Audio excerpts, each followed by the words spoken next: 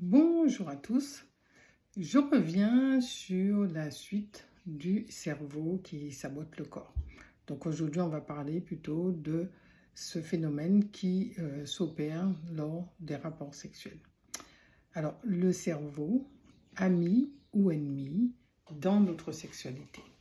Si lors de ton premier rapport sexuel, cela s'est très mal passé parce que, au point que tu aurais eu de mauvaises sensations, que tu aurais eu une mauvaise émotion et que cela aurait entraîné en plus de cela des douleurs, bien entendu, sache que le corps a enregistré toutes ces informations qu'il a envoyées au cerveau.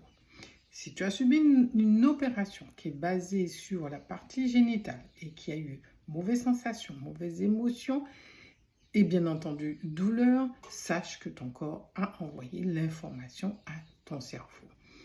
Lors d'un viol ou encore l'inceste, surtout si ces événements sont accompagnés de violences physiques ou psychologiques, toutes ces informations vont se contracter en décharges électriques et qui vont totalement envelopper ton corps et les envoyer à ton cerveau.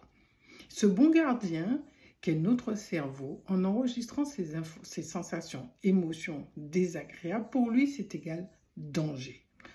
Aujourd'hui, si tu as un partenaire qui te correspond, certains de tes comportements peuvent jouer sur ta sexualité. En quel sens?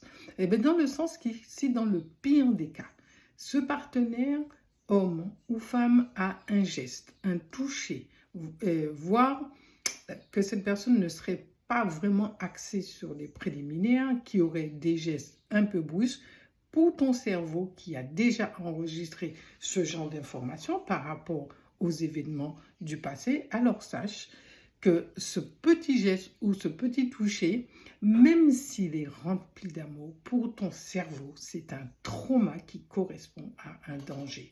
D'où le fait que tu te sentes parfois à avoir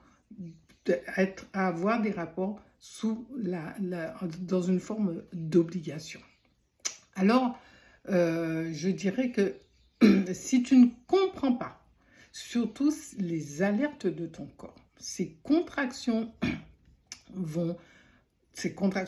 traumatiques, peuvent tout simplement peuvent déclencher une pathologie en lien avec l'origine de ces douleurs, comme des douleurs chroniques, vaginisme, cystisme, cancer du vagin, de l'utérus, du sein, etc. Tu peux aussi ressentir un engourdissement à l'approche de chaque rapport, voire même entrer dans une dissociation. C'est-à-dire que ton corps et ton esprit, ils vont faire deux.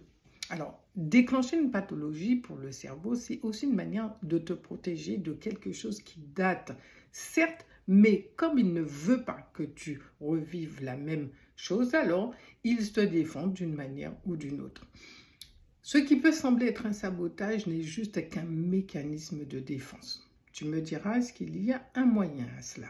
Oui, avec le corps, il y a toujours un moyen. Non pas d'oublier ce qui s'est passé, mais lui donner une autre information sur le fait que la situation d'aujourd'hui, si elle a changé et que tu es dans un environnement sécurisant et confiant, alors tu souhaites vivre ce geste d'amour sans que ce soit considéré comme étant un danger. Tu peux réécouter ma vidéo précédente dans laquelle je cite les étapes à mettre en place justement pour commencer ton chemin de guérison. Le cerveau n'est pas en train de saboter dans un sens malveillant, mais il met en œuvre des stratégies de survie extrêmes face à des informations qu'il a encodées comme étant un danger vital. Donc, la réponse sexuelle est piratée donc par ton système de défense.